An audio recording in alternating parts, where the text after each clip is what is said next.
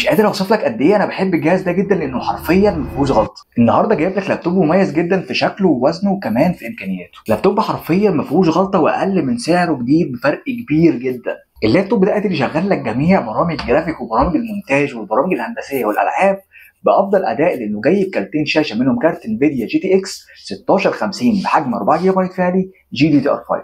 اللابتوب اللي معانا النهارده هو لابتوب غني عن التعريف ديل اكس بي اس 7590، اللابتوب النادر جدا اللي بيجي بمعالج كور اي 7 من الجيل التاسع 9750 من فئه الاتش، اللي بيجي ب 6 كور و12 ثريد و12 ميجا بايت كاش. كمان جاي برامات 16 جيجا بايت دي دي ار 4 وباس اس دي حجم 512 جيجا بايت. وكمان جاي بكارتين شاشه كارت انتل يو اتش دي جرافيك وكارت انفيديا جي تي اكس 1650 بحجم 4 جيجا بايت جي دي دي ار 5. وكمان جايب شاشه فريمليس 500 نيتس دقه فول اتش دي. المميز في النسخه دي ان الكاميرا مكانها في بدايه الشاشه مش تحت زي النسخ القديمه من الاكس بي اس. اللابتوب معدني بالكامل وكمان جايب كيبورد باك لايت. اللابتوب ده قادر حرفيا يشغل لك كل اللي نفسك فيه، وكمان هتقدر تتحرك بيه بسهوله لان وزنه خفيف جدا. اللابتوب ده سعره جديد 100000 جنيه عندنا في تارجت السور بسعر 29000 جنيه فقط لفتره محدوده. الحق اطلبه دلوقتي قبل نفاذ الكميه. وما تنساش تعمل لايك وفولو عشان تقدر تشوف كل اللي يهمك بخصوص البي سي واللابتوب.